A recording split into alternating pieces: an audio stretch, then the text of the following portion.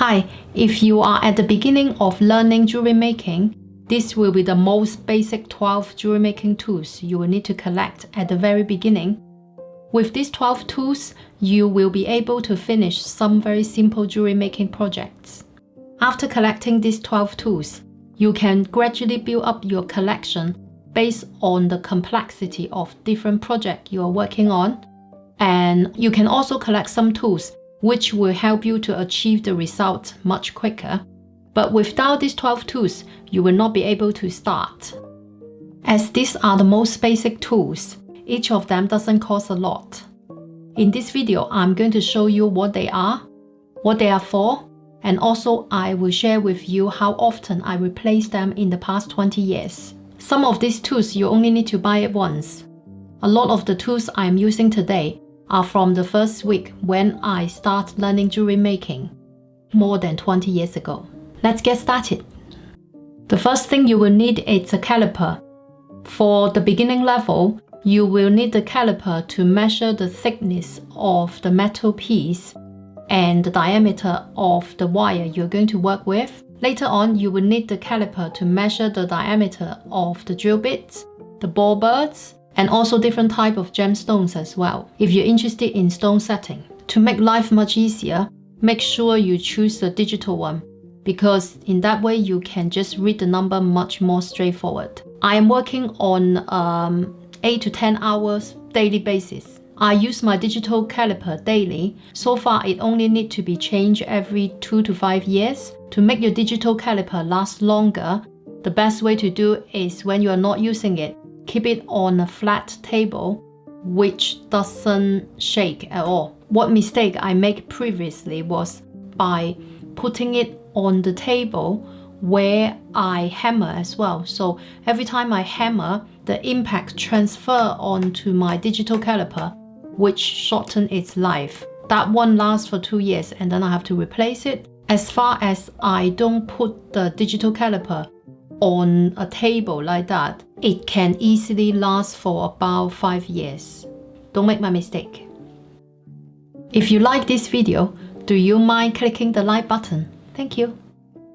The next thing you will need is a metal scriber. Obviously, it is for marking on the metal you're working on. For safety reasons, it is really normal that when your scriber arrives, the tip will look flat or dull.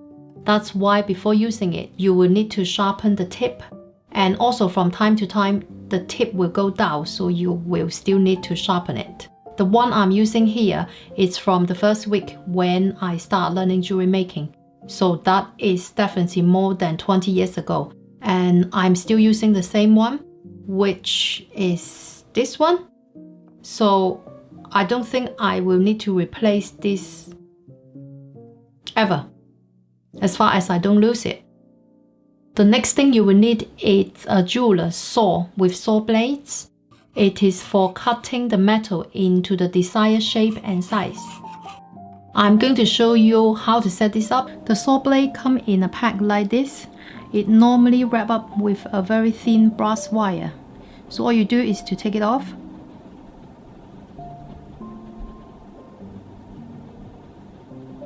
And then you pick one. The teeth on the saw blade is really fine. If I zoom in, you can see it better. The teeth is on one side of the saw blade. So you want the teeth to face it downwards like this in order to cut it properly. This is my way of finding the direction of the saw blade teeth without zooming in.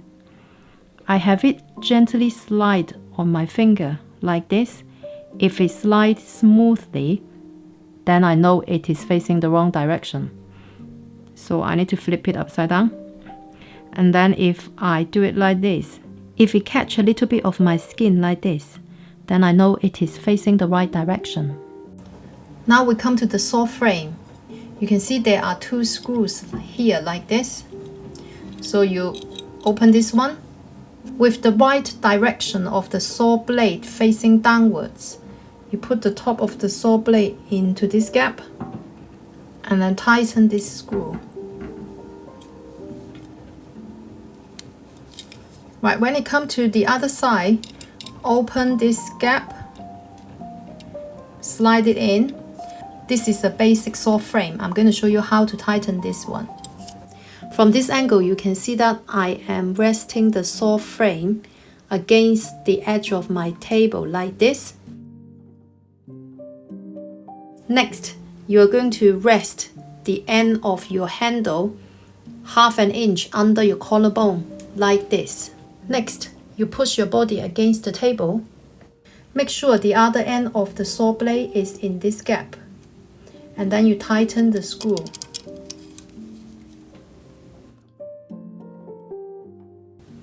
The way to test if your saw blade is tight enough is to plug it, just like how you would do it on a guitar string. If you hear the noise like this, that means it's tight enough. One thing about the jeweler's saw and the saw blade is it is really sharp, so when you use it, make sure always put your fingers behind the saw blade, not in front of it, because I cut myself many times. To make things simple, as a beginner, you will only need to use number 2 saw blade. In all my YouTube videos, you can see I only use number 2 saw blade. The only time I will change for the saw blade is when I cut wax, otherwise only number 2 saw blade. As for the saw frame, this is the exact one I bought on the first day when I started learning jewelry making more than 20 years ago, so I'm still using the same one. For the saw frame, you will only need to buy it once. The next thing you will need is a bench pin. This is made of hardwood, so it's very durable. As a beginner, you can use this one instead. It costs only $10 US. The one I'm using, the setup is more than $100 US. The only difference is the one I'm using, I can adjust the height. For the standard one, you cannot, but it comes with a price. So based on the budget you have, you decide. Obviously, it depends on how you use it. Some people like to cut into the wood, so in that case, you will need to replace it once the wood is worn out. In my situation, I try my best to not cut into the wood. In this case, mine have lasted for about 15 years so far. I have only changed it once, but even if you need to change it, it's not a big problem because it is not expensive at all. The next one you will need is metal shear. It is for cutting metal pieces and metal wires.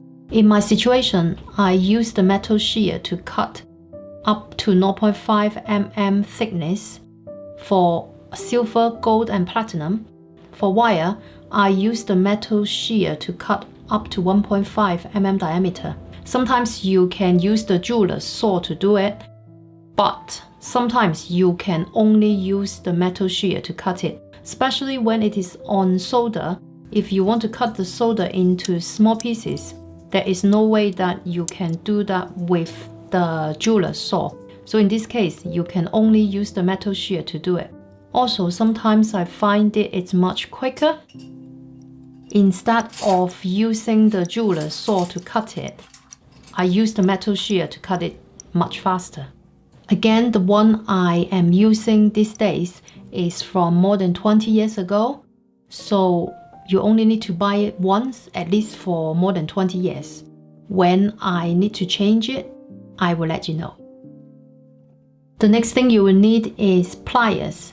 You will need to have 4 basic type of pliers to begin with, which is round pliers, needle nose pliers, half round pliers, and flat pliers. They look more or less the same in a distance, but if you look closer, for the round nose pliers, the section of the noses are both round. You can see that. For the needle nose pliers, the section look like this. Both look the same. These sides are completely flat and outside is a bit rounded. You can see that from the section. So this is how it looks on the side. Once it is closed, the pliers look like this. So the gap disappeared, just a line left. That's also how you choose a needle nose pliers. You need to make sure this line is straight and closed properly like this. If it's closed like that, that is not a good one. This is a half round nose pliers. The section of the noses look like this. Here, the inside bit is flat. You can see here it's flat. And on this side, it's curved. They call this half round nose pliers. So for the flat nose pliers, let's have a look at the noses. Both here and here are flat. So when it's closed, it looks like this. I use round nose pliers to make dumplings, half round nose pliers to make rings, the needle nose pliers to bend things, the flat nose pliers to make it straight.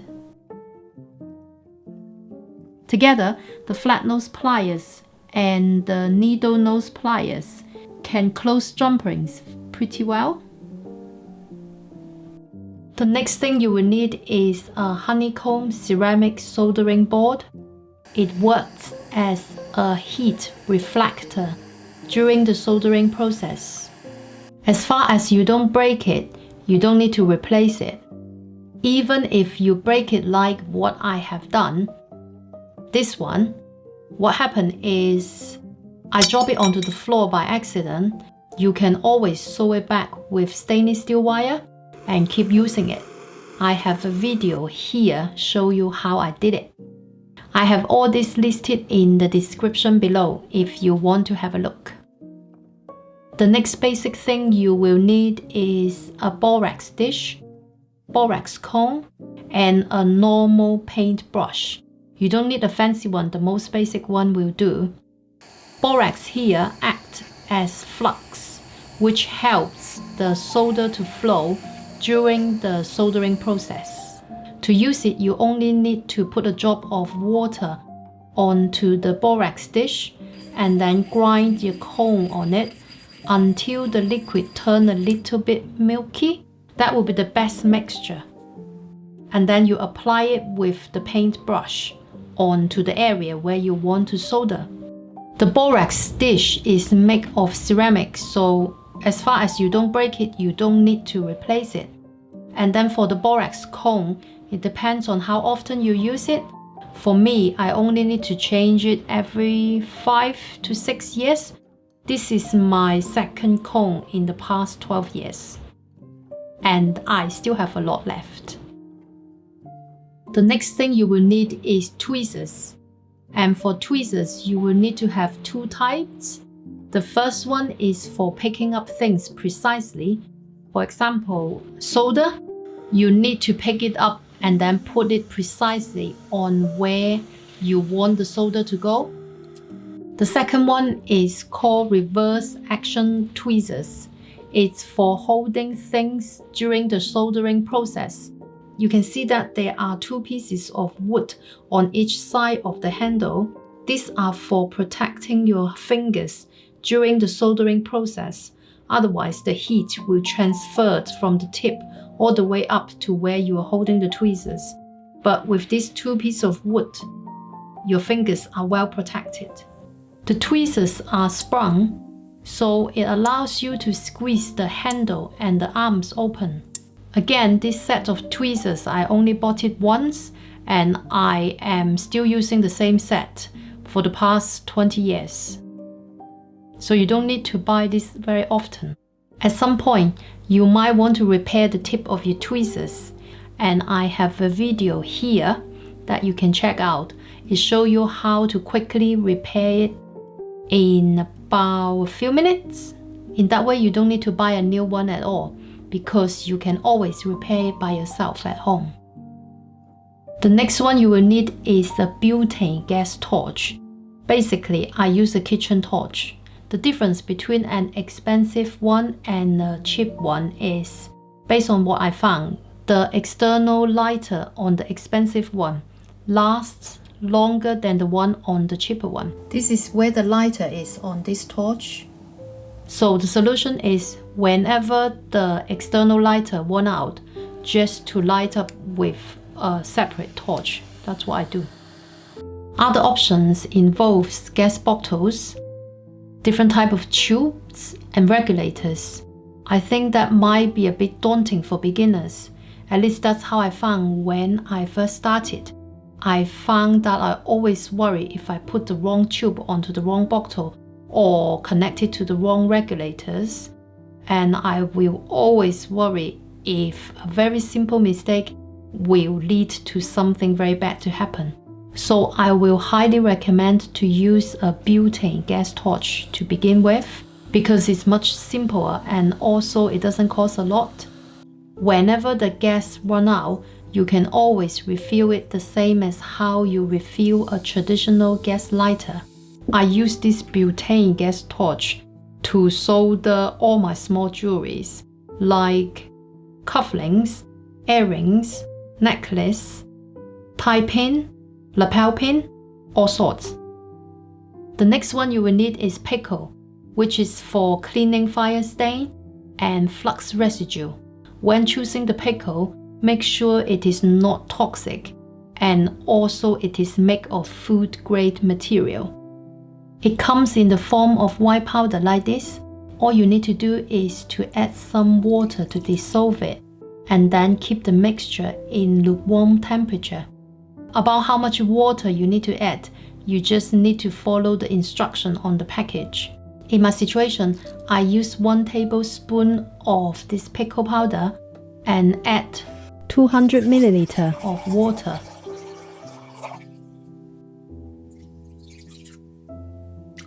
Once it's fully dissolved, the liquid will turn clear.